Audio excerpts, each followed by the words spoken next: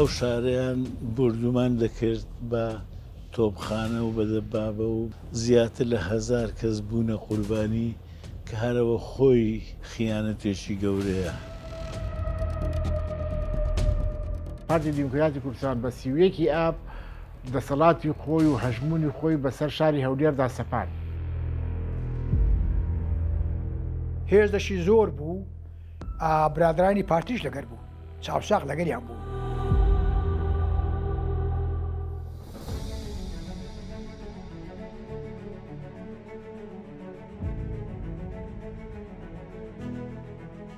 زاڵەی ڕاپەڕینی بەهاری ساڵی 1991 هەمووانی شاگەشکە کردبوو لە باکوور تا باشوور لە ڕۆژهەڵات تا ڕۆژاوا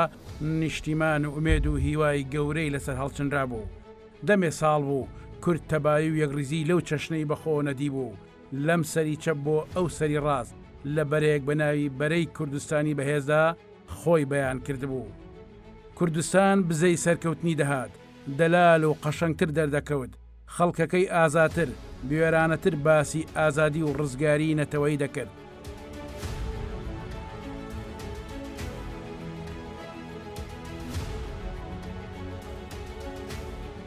لە پڕوەی شومەی شەڕێکی دڕندەی بێویژدان نێوان براکانی تێکدا دەستی ئاشتەوایی بۆ دەستی شەڕ و هەموو شتێکی ژاکان، چەشنی تارمایی مەرگ لە دەڤەری ڕاپەڕینەوە سەری کێشا و بەسەر کوردستاندا و چەشنی پەڵە هەورێکی ڕەشی چڵکن کشا،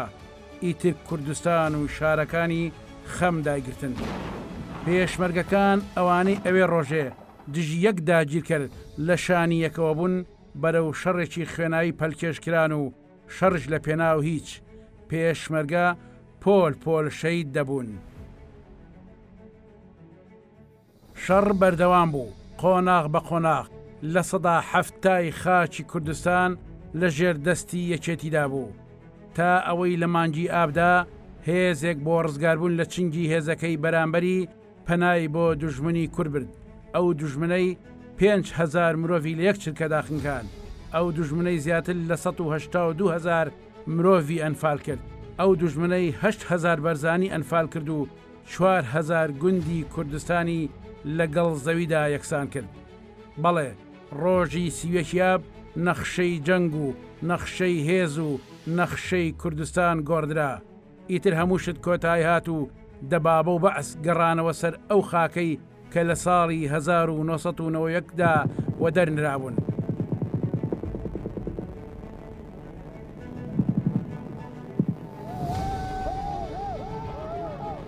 سەفینی مەلاقەرە ئەو زاتەی بۆ ساتێک لە شۆرش و پێشمەرگایەتی دوانەکەوتووە، فەرماندەیەکی دیار و هەڵکەوتوو باس لەو ڕۆژە سەختە دەکات و دەڵێت وەک هەولێریەک ئەو ڕۆژە ناخۆشەمان بیر ناچێتەوە و چونکە 1000 کەسمان لێ بە قوربانی. لە یادی سیوێکیە سەری ڕێز و نەوازش بۆ شەهیدەکانی ئەو ڕۆژە و هەموو شەهیدانی گەری کوردستان و پشتنەوەی ڕزگاری خوازی کوردستاندا بنەوێنم. سیوێکی ئاب لووتکەی شەڕەکانی ناوخۆ بوو، شەڕی بینی پارتی و یەشێتی کە بەو ڕۆژە گەیشت. تەبعاً دەبێ بگەڕێنەوە ساڵی 92 چۆن ساڵی 92 لە بەهاری 92 ڕاپەڕین کرا و حکومی کوردی دەست بەکار بوو وەکو بەرەی کوردستانی. شەڕی ناوخۆ یەک لەوانە بوو کە بوو عەرقەلە لە پێش هەوڵی هاوپەیمانەکان بۆ دروستکردنی کیانی کوردی و سەرکەوت پێکردنی گەلی کوردستان. شەڕەکانی ناوخۆ کە بە پلانی دەوڵەتانی دەوروبەر کرا زیاتر من پێم وایە لە بینی پارتی و یەکێتی بۆ لەباربردنی ئەو تەجروبەی کوردی کە هاوپەیمانان پشتیوانیان دەکرد وە ئینیان دەکردێ. سیوێکی ئاب لووتکەی ئەو خیانەت و لوتکەی ئەو شەڕی ناوخۆیە تاوان هەر پاساوەک یا هەر بیانوەک هەبێ بۆ سیوێکی ئاب من وەکو هەولێریەک ڕۆژی سیوێکی ئاب قەت لە بیرم ناسێتەوە کە لە یەک ڕۆژە ئەو شارەی بە ڕاپەڕینی هەموو خەرکی کوردستان و بە خوێن و بە ئازار و ماندووبوونی هەموو خەرکی هەولێر ئازاد کرا ئەو شارە لە دام دۆزگای بەعاز لە ساڵی 92 بە یەک ڕۆژ هەمان جێیشی جاران هاتنەوە و زیاتر لە ئەو شارەیان بردومان دەکرد بە تۆپخانە و بە دەبابە و بە هەموو شتێک لەو ڕۆژەدا زیاتر لە 1000 کەس بوونە قوربانی کە هەرەوە خۆی خیانەتێکی گەورەیە کە بەهۆی هێزەکانی گاردی کۆماری ئەو سای عێراق کرا. خوێندنەوەکانمان ئێستا لەگەڵ ئەو سەردەمەیە جیاوازە ئەم ناوچەی ئێمە بەگشتی بەشێکە لە کێشە و ململانیەکانی جەمسەرەکان دوو جەمسەری بەهێز هەرێمایەتی لێرەیە وجودیان هەیە ئەم دوو جەمسەرە هەرێمایەتیش ئیمتیدادی جەمسەرە گەورەکانی تریان هەیە لە هەرێمی کوردستانی ئێمە ناوچەی نفوز هەیە ناوچەی نفوزی تورکیا و ناوچەی نفوزی ئێران هەیە دیارە یەکێتی نیشتیمانی کوردستان کە باڵادەست بوو بەسەر هەولێرە ئەمە جۆرێک لە ناهاوسەنگی هێزی لە ناو جەمسەرەکانە دروست کردو لە منطقەی نفوزە ینی چۆتە دەرەوەی نفوزی خۆی ئەم هێزە بۆیە ئەبێ بگەڕێنرێتەوە شوێنی خۆی بۆ ئەم حاڵەتانە بۆ ڕاگررتنی ئەو هاوسەنگیانەی کە هەرێمە هاوسەنگیە هەرێمایەتی و دەولیانەی کە هەیە پایتەختەکان زۆریان هاوهەڵوێستن تایە سەر بەغداد تاران ئەنقەرە تەنانەت واشنگتۆن لەندەن ئەمانەش هەمووی هاوهەڵوێستە تایە ئەوەی بینیمان مەسەلەن لە سیویەکی ئابە پرۆسەکە لە هەولێر ڕوویدا ئەمریکیەکان لە واستیاندا ینی کە هاتنە وەڵام بۆی سەر عێراق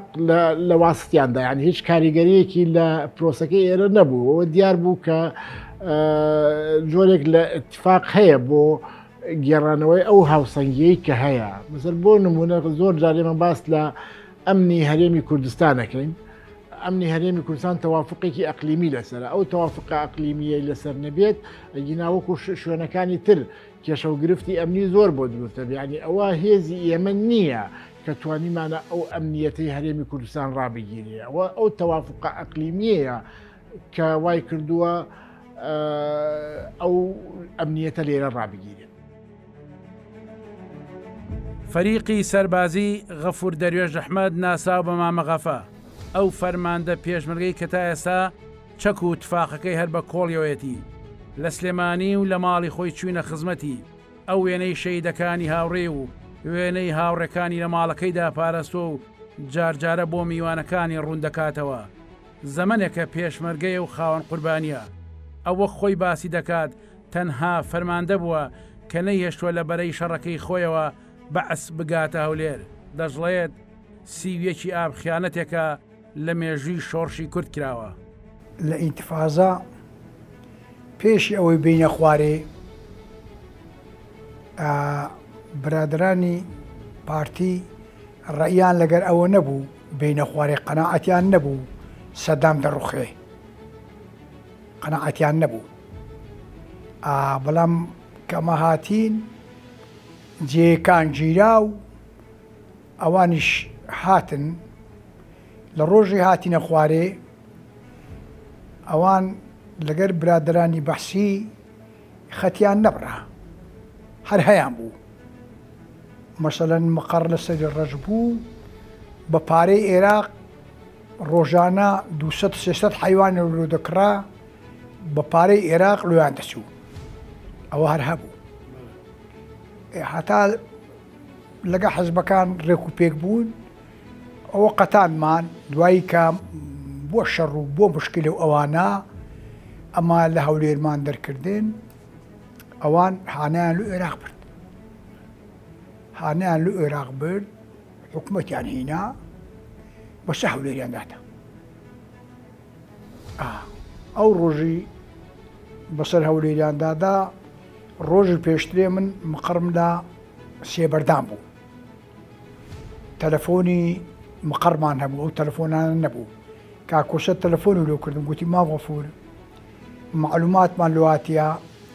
هێزەشی حکومەت هاتە لازان لەسەر ڕێگوێڕا دەبابەشی زۆری لەگەلە ڕێگوێر کەسی لێ نییە ئەگە ئەتوو هێزێک بەی بسێوێن دەرێکا ئەو شۆ بزانین سبەینە چۆن دەبی گوتم باشە ئەمن هێزەکەم برد 57مان هەبوو 57ەکەم برد شەوێ چوومە ڕێگوێرکن مەعمەر قیرەکە چۆل بە وێندرێ ڕۆژەر نەهات بوو لە نارشێن دەبابە و هێزی حکومەت هاتە خوارێ کیلۆمەترێک ما بوو بگاتەما گەویشتە کەمینەکان لێیاندا ئەمەش بە 57 لێماندا دەکات لە 4 قۆر لێماندا بەڵام کەمینەکان چەکی گەوریان قەناس و بیکەسی بوو چیتکیان پێ نەبوو ئەمە هەرپێچیمان پێ بوو ئەو 57مان پێ بوو دەبابەکان ڕویان لەوان کرد ڕویان لە دەلای و ڕەزی کرد جێ خۆیان بەردا ڕویان لە ولایە کرد لای دەوازنەکانی کانی قژارێ گوند ئەوانیش ئەو مەفەرزەر جێ خۆی بەردا ئەوەی گوندیش بەخۆم ناردمە دوو گوتم وەرەوە کنەما ئەمە بە حکمی تۆپەکەمان لەکن بوو بەو 57 لێماندان 65 گولەمان پێ بوو تقریبا 30 گولەمان لێیاندا قەوەتەکەمان ڕاکرد ڕامان گرت هەتا سعات 12 تاریقی برازدان پێشمەگە نەبوو لە گوند لە شار هات گوتی دەبابە لە ڕێی دیبەگە و کەرکووک گەویشتە ناو شار ئەمی گوتم ئەو خەبەرە با پێشمەگە نەزانن ڕۆی ئیدارەکمان هەبوو ناوی خڕک بوو بە تەرەکتەر خواردنی هینا فیشەک و خواردن ئەوانە بۆ پاش نڕوان ئەوە شەڕە قەوەتەکەمان ڕاگرتێت تەقەی و ئەوان بەمەنەوە ئەمە بەویانەوە دەنێن و بە بیکێسی و کلاشکۆڤ ناگاتێ بیکێسی و قەناس و تۆپەکە هەر پێچیش ناگاتێ نانومانمان خوارد و بۆ پاش نڕوان و جیازی ڕاکارم پێ بوو لە ناو لەندرۆزەر بوو گوتم عەدەد جیازەکە گاسکەن جیازەشی لۆ کاکۆسەد بکەم بزانم دەنگ و باسمان چییە عەدەد جیازەکە هەرات بوو خۆشحال بووە کەسمان لە جیازەکەمان نەدەزانی وەڵا لەوێ خشکەکمان کرد کاکۆسەد قەراتەش کرد و ناو معسکەر بەخۆر چوونە قەراتەکە ئەمە لەوێندەری ئەو قەوەتەمان ڕاگرت هەتا دەبابە لە ڕێی کەرکووک هاتە ناو بەرلەمان لە ڕێی کەرکووک و دیبەگا هاتە ناو بەرلەمان ئەمە لەو بەری جادەینا ئەوان کەتنە ئەو بەرە یعنی لەسەر بەرلەمان بە هەرپێچی لەمایان دەگرت و بە تەقە لەمایان دەگرت ئەمەش سیارەکانمان لە پشتمانی سەفی پشتمان بەند ئەلێوێندەری بوو ئەو قەوەتەی بەرامبەرمان لێ نەگەڕامێتە ناو شار زیاتر لە 50 دەبابە دەبوو هێزدەشی زۆر بوو برادرانی پارتیش لەگەر بوو چاوساق لەگەریان بوون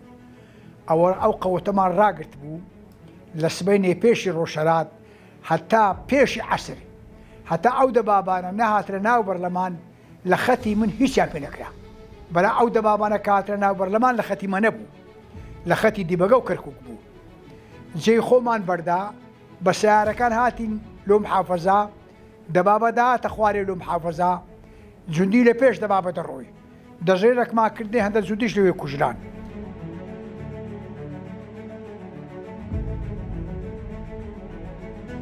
لەو شەڕە ماڵوێران کەرەدا کورد بۆ دوو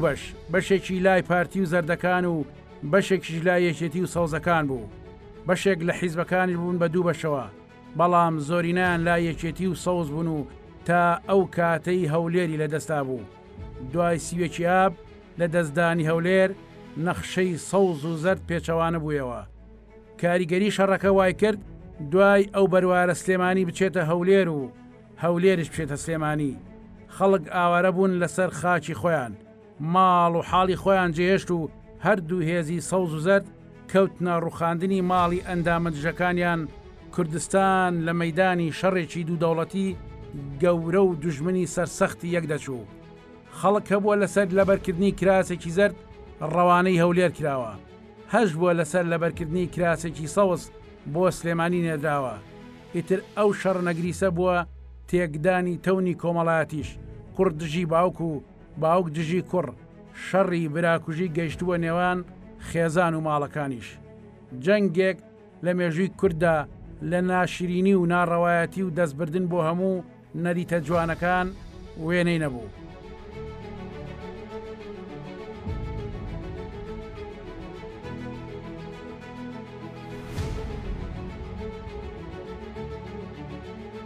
زەماوەری هەولێر وەخت خۆی بە جێسک دەبابەیان دەرکرد. برادرانی پارتی هینایانەوە دەبی سوال لەوام بکەی کورە خایاندێک نەخیانەتە خیانەوە گەورتە دەبی کە گوتت خیانەت هەمووی دەگرتەوە، هەمووی دەگرتەوە. ئەم من پرسیار لە تو دەکەم، یعنی شەهید خەزە باوە بەدار دەبابەی لە هەولێر دەرکرد برادرانی پارتی هینایانەوە. ئەو هەموو سارە لە شاخ بووینە، ئەو هەموو خەباتیان هەیە ڕووس و وەرە و هەڕ و بینە و بەردا، یعنی ژن دەبابەیان بەدار دەرکرد ئەوان هینیان و نەوشار. خۆیان پێم وایە پاساوەکەیان ئەوەیە کە گوایە ئێران پشتیوانیەشێتی کردبوو و پێیان وابوو تێدەچن بوو دەشتچێن، بۆیە پەنایان بردوتە بەر سەددام بۆ بەهاناوە هاتنیان. پێیان خۆیان وا تێدەگەن، بەڵام هەر پاساوەک بۆ ئەو مەسەلەیە با ینی تەنازولیان بۆ براکانی خۆیان بگرت بە رەسە حەق بوونیان لەسە نەحەق بوون، بەڵام قەت نەدەبووە بگەیشت بە ئەوەی پەنا بۆ هێزی بەعز ببن بە هانانەوە بێ و تەدەخل بکەن لە شەڕی براکان، لە شەڕی ناوخۆ. یعنی هەر تەنازولێکیان بکرد بایە بۆ کورد باشتر بوو، ئەو بۆ ئەوەی نەک بۆ بێگانە و بۆ سوپای بێگانە و سوپای کە بە ژن و منداڵی هەولێر دەریان کردن هینایانەوە. گوتمە و ڕۆژە ئەو شارەیان بردومان کرد و ئەو شارەیان کرد بە دۆزەخ بۆ خەڵکی شارەکە و زیاتر لە 1000 کەس لە پێشمەرگە و لە مەدەنی شەید بوون لەو ڕۆژە. هەرێمی کوردستان بوو بە دوو بەرە، بەرەیەک دژایەتی کرد و پێی وا بوو خیانەتە، بەرەیەکی تر پێی وا بوو نەخێر خیانەت نییە، لەگەڵ برادرانی پارتیە دام و دەستگاکانیان دروست کردووە، پەرلەمانیان دروست کردەوە و حکوومەتیان دروست کردەوە و دەستیان بەکاری ڕۆژانە کردەوە و ئەو پرۆسەیە، ینی پارتی دیموکراتی کوردستان بە سیوەیەکی ئاب دەسەڵاتی خۆی و هەژمونی خۆی بەسەر شاری هەولێردا سەپان. ینی لەو کاتەوە تا ئێستاش ینی ئەو دەسەڵاتەی لەو پرۆسەیەوە، ئەو دەسەڵاتی کەیسەر لە هەولێرایە ئەو دەسەڵاتە لەو پرۆسەیەوە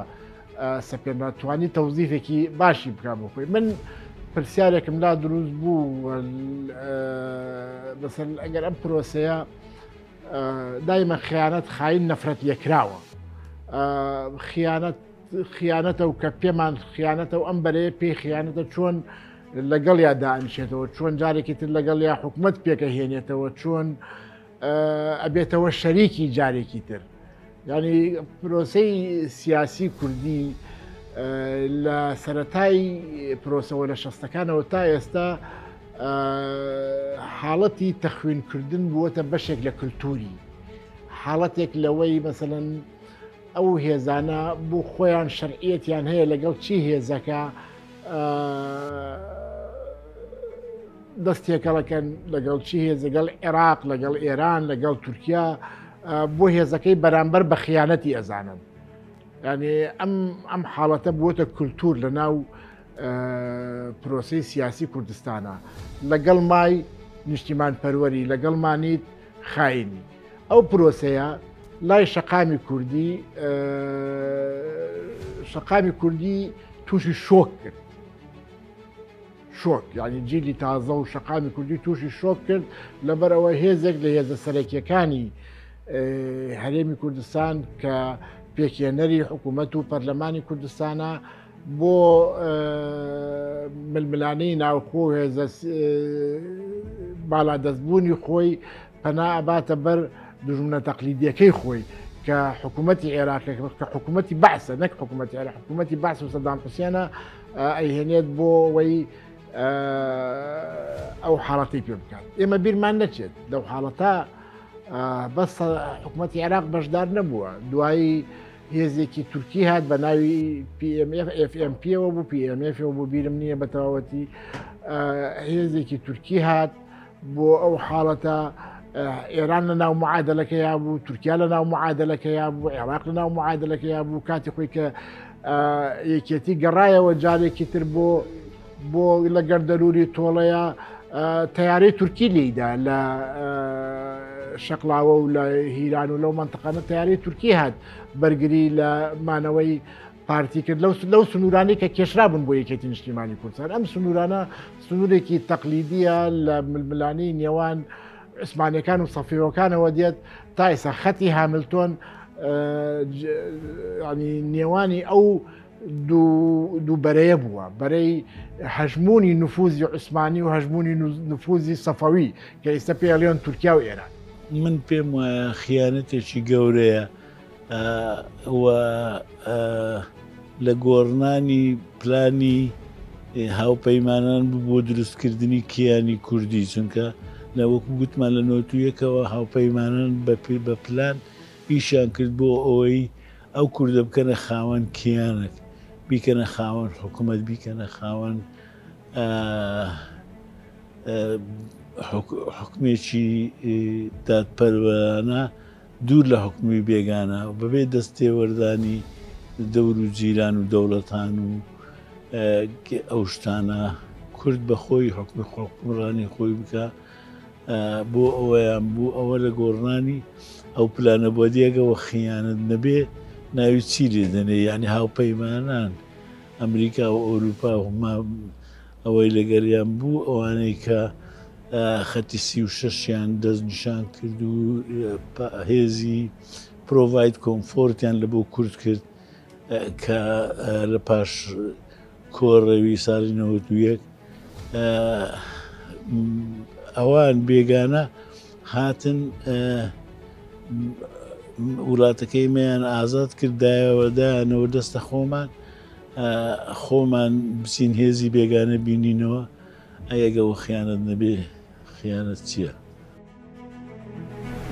داناشم ڕۆژنامەنووسێکی دیاری کوردستانە و دەڵێت ئەو جەنگە بووە بە هیوابوونی خەڵک بووە بە هۆی فیڕۆدانی خوێنی شەیدان و هێنانەدی ئاواتی داگیرکەران.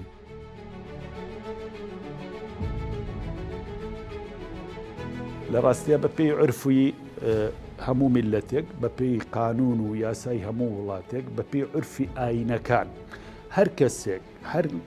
هێزێک دەستی دەرەکی بێنێتە سەر وڵاتی خۆی بۆ پێشەلکردن و لێدان لە سەروەری وڵاتەکەی خۆی بۆ لە ناوبرنی نەتەوەکەی خۆی بۆ لە ناوبرنی خەڵکی نەتەوەکەی خۆی ئەچێتە چوارچێوەی خیانەتی نەتەوەیی و نیشتیمانیەوە. ئیتر ئەمە خەڵکی کوردستان بەم پێناسەیە ئەتوانن هەڵسەنگاندن بۆ ڕووداوی سیویەکی ئاب بکەن ئایا خیانەتە یا خیانەت نییە لە کاتێکە هێنانی دوژمنێک بوو کە بە هەزاران هەزار ڕۆڵی ئەم وڵاتەی شەهید کردووە جینۆسایدی کردووە کیمیابارانی کردووە کیمیابارانی هەڵەبجە و بالیسان و شێغوەسانان و ئەنفالی بادینان و بارزان و گەرمیانی کردووە هەزاران دایکی بێڕۆڵە کردووە هەزاران ژن و مناڵی جەرگسوتا و بێباوکو دایک کردووە. ئەمە پێویست بە هیچ پێناسەیەکی تر ناکە ئایا سیویەکی ئاب چۆن هەڵسەنگاندنی بۆ بکەین. سەبارەت بە لێکەوتەکانی سیویەکی ئاب لە ڕاستیە یەکەمین شت ئەوە بوو کە خەونی هەزاران هەزار کە سوکاری شەهیدان خەونی ئومێدی ڕۆڵەی هەموو گەلی کوردستانی لەناو برد لە کاتێک کە ئەم ڕووداوە بە چەند ساڵێک دوای ڕاپەڕینێکی گەورەی خەڵکی کوردستان ڕوویدا کە خەڵکی کوردستان دوای ڕاپەڕینە مەزنەکەی ساڵی 1991 ئومێد و هیوای زۆر گەورەیان بەوە هەڵچنی بوو بتوانین ببینە خاوەنکیانێکی سربەخۆ. دووەمین خاڵ لەو خاڵانەی کە لێکەوتەیەکی ترسناک و مەترسیدارە ئەوە بوو کە شەرمی لە خیانەتکردن نەهێشت، یعنی هێزەکان ئێستا وایان لێ هاتووە شانازی بە خیانەتکردنەوە بکەن. یەکێک لە لێکەوتە ترسناکەکانی ئەوە بوو کە لە شەنگال ڕوویدا ئێزیدیەکانیان بەجێهێشت ئەو کارەساتە گەورە ڕوویدا. یەکێکی تر ئەوەیە کە لە کەرکووک ڕوویدا لە 16 ئۆکتۆبەرە. ئەمە بەشێکە لە زنجیرەیەک ڕووداوی دوای سیویەکی ئاب کە هاتوونەدی. خاڵێکی تر کە بە لێکەوتەیەکی ترسناک و مەترسیدار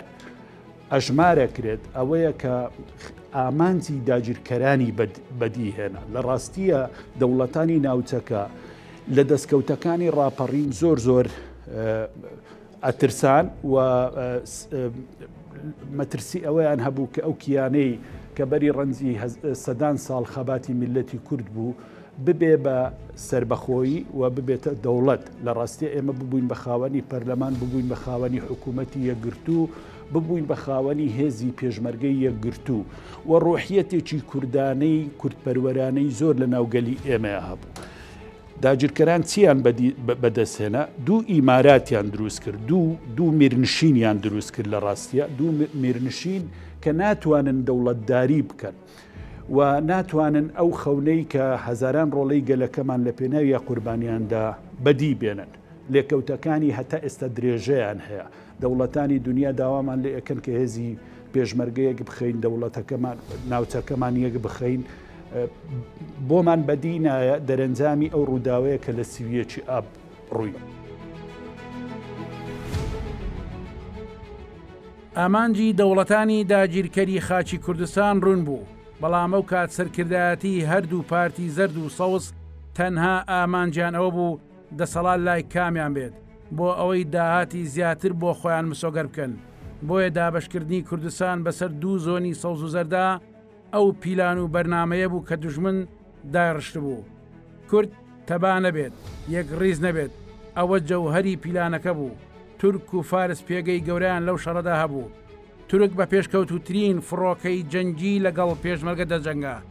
ئێرانیش بە تۆپی دوورهاوێش شەڕی دەکرد و ئاگرەکەی خۆش دەکرد.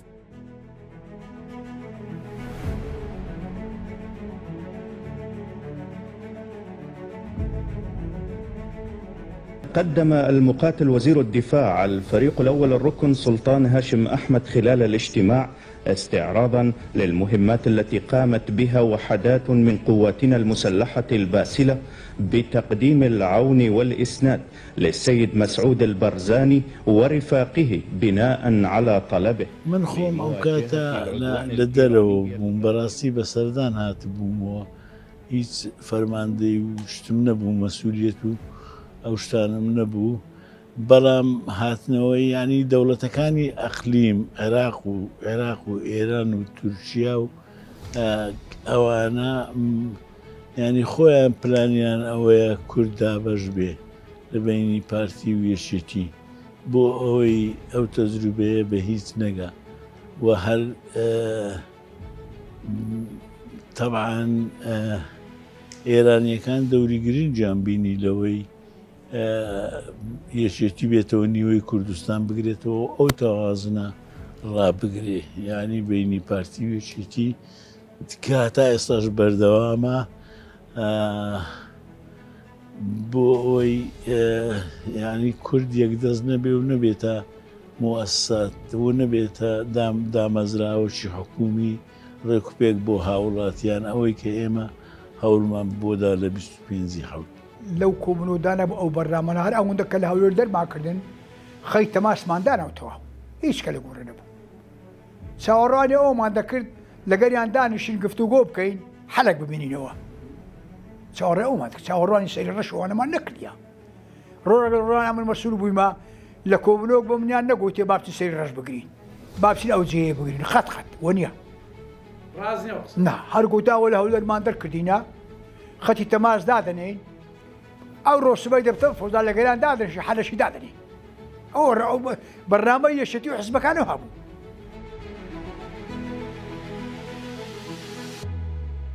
ئەو سنوورەی کە ئێسا بۆتە سنووری سەوز و زەرد ئەو هێڵەیە کە لە زەمەنی سەفەوی و عوسمانیەوە دیاری کراوە تا ئێستا شەر بەردەوامە گەردەلوولی تۆڵە یەکێتی دەستی پێکرد بە شێوەیەک بوو پارتی لە ناوچەکانی سێمانی فریای هیچ نەکەوت بەشێکی زۆری هێزەکەیان لە شپرزەیدا لە ناو شاری کەرکووکدا گەیشتنەوە هەولێر و کە ئەو کاتە کەرکووک لەژێر دەستی بەعزدا بوو.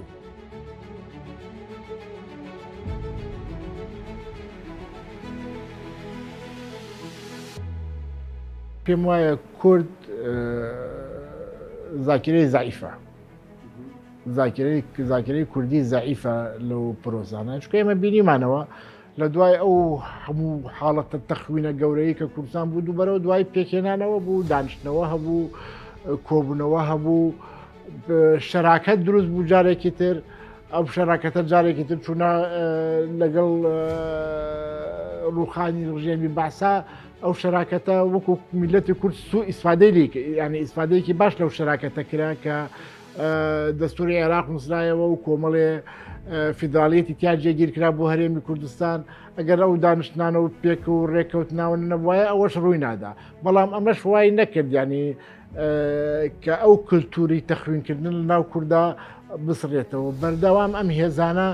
یەکتر تەخوین هێز نییە لە ناو ئەم هەرێمی کوردستانەیە کاری کردبێ لەلایەن هێزێکی ترەوە تەخوین نەکرێت ینی تەخوین بووەتە بەشێک لە کللتورمان ئەو ململانەی کە 8 مانگی ڕابردوو لە ئەنجومەنی پارێزگای کەرکووک ڕوویدا ململانەی ئەو دوو هێزە بوو ململانەی ئەو دوو هەژمونە بوو هەژمونی تورکی و هەژمونی ئێرانی بۆ دانانی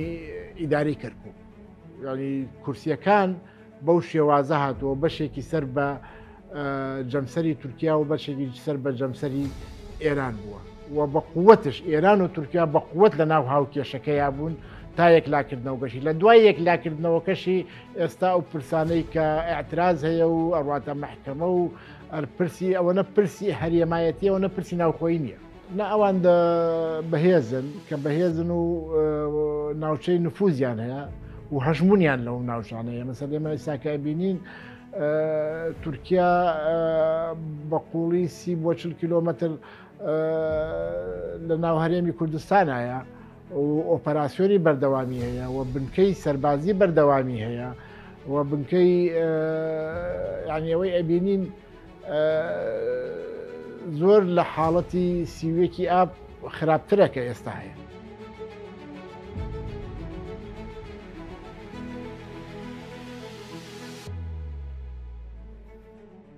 مەفهومی خیانەت ئەمڕۆ جیاوازە خیانەت چییە؟ مەسەڵ ئێمە وەکو کورد گرفتێکی گەورەمان هەیە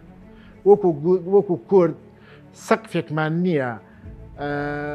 سەقفێکی نیشتیمانیم هاوبەشمان نییە کە هەمومان متتەفق بین لەسەری کۆنگرەیەکی نەتەوەیمان نەبووە هەمومان لەسەر عەقدێک ڕێککەوین ئەمە سەقفی نیشتیمانیە هیچ هێزێک بۆی نییە تەجاوزیکە لەبەرەوە سەقفە نیشتیمانەکانی ئێمە لە ئاستی تموحی خواستی داواکە خواستە حزبیەکانە ئەوەستێت یعنی هەموو حزبێک سەقفی خۆی هەیە ئەمە سەقفی نیشتیمانی منە ئەمە سەقفی نیشتیمانی تۆیە کێ بەرزە کێ نزمە هەمووی سەقفەکە بۆ بەرژەوەندی خۆی بەکاردێنێ هەمووی مەسەر هەموو حزبەکانش قاعدەیەکی خۆیان هەیە هەموو حزبەکانش قاعدەیەکی خۆیان هەیە پشگیری ئەو خواستەکەن من پێم وایە خیانەتەیەکی تر پێی وای نییە خیانەتە نەک ئەوە مەسەڵ ئێمە پرۆسەی گەورەی تر ڕوویداوە لە کوردستانە لە دوای سیوێکی ئاو پرۆسەی ریفراندۆم ڕوویدا بەشێک لە خەڵکی کوردستان لەگەڵیانە بوو دواتر 16 ئۆکتۆبەر ڕوویدا ئەمانە بەشێک لە خەڵکی کوردستان پێی خیانەتە بەشێک لە خەڵکی کوردستان پێی خیانەت نییە لەبەرەوە تۆ سەقفێک نییە سەقفێکی نیشتیمانی نییە کە خۆی خیانەت چییە؟ خیانەت پێشێلکردنی عەقدێکە عەقدێک کە لە نێوان دوو شەخصا لە نێوان مجتەمەعە لە نێوان دوو وڵاتە لە دێوان دوو هێزە عقدێکی کۆمە ئەم عقدەیە کە ئەبێتە عقد و ئەبێتە نووسراو یەکێ لەم لایەنانە پێشێلیەکات تەجاوزیەکات کە تەجاوزی ئەو عقدەی کرد ئەبێتە خیانەت لە عقدەکە ئێمە سەقفێکی نەتەوەیمان نییە عقدێکی نەتەوەیمان نییە وەکو کورد کە هەموو هێزە کوردستانەکان لەسەری متتەفق بن.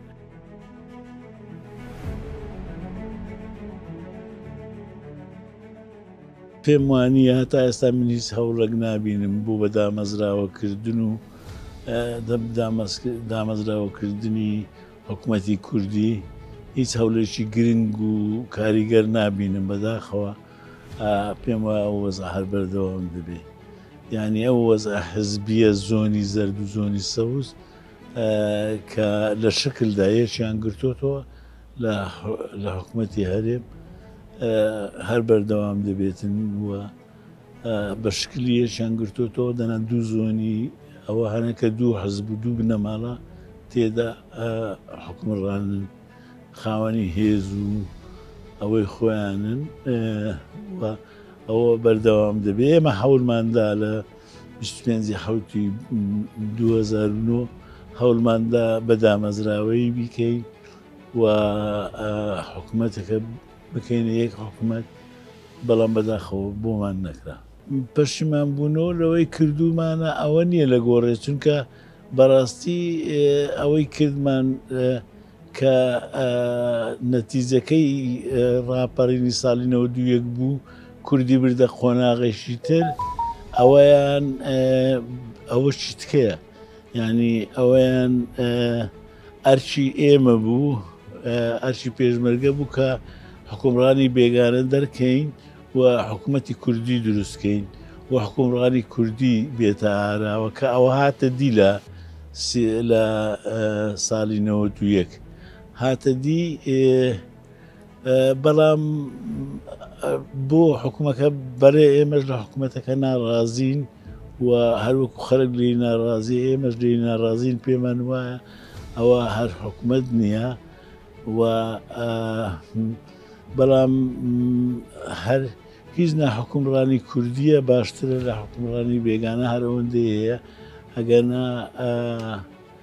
بەخۆی ئەوە حکومڕانی نییە بەو شێوەیە کە پارتی وێچێتی دەیکەن بەڕاستی بەڵام پەشیمان بین لەوەی کردومانە نەخێر بۆ ئەومان کرد کە وای لێبێ نەخێر بەڵام ئێستاش ئەرچی ئەو نەوەی ئێستاە گەنجەکانی ئێستاە کە حکومڕانی چا بکەن و ئەو حکومڕانی کوردی خەلەل و غەڵەتەکانی و هەلەکانی چاک بکەن نەک پەشیمان بنیان برین حکومڕانی بێگانە باشترە لەو حکومڕانیە لە سنووری هەرێم برادرانی پارتی یعنی بیکەیە سێ بەش دوو بەش تووشێ گرتیتی هەموو معسکەری هینایە معسکەرەکانیش هیچی ناگرێتەوە نەهینایە و بەناوی پەکەکەیە هیچ بەناوی پەکە نییە ئینتیزاری ئەوە دەکا ڕۆژێک لە ڕۆژان تەقینەوە ببی دەست بە ساولێر و موشتردا بکری ئینتیزاری ئەوە دەکات ینی برادرانی پارتی ئەوە بێمنەتن ئەو قسە گەورانە دەکەن هەرەوەیە چیت کە لە گۆڕێ نییە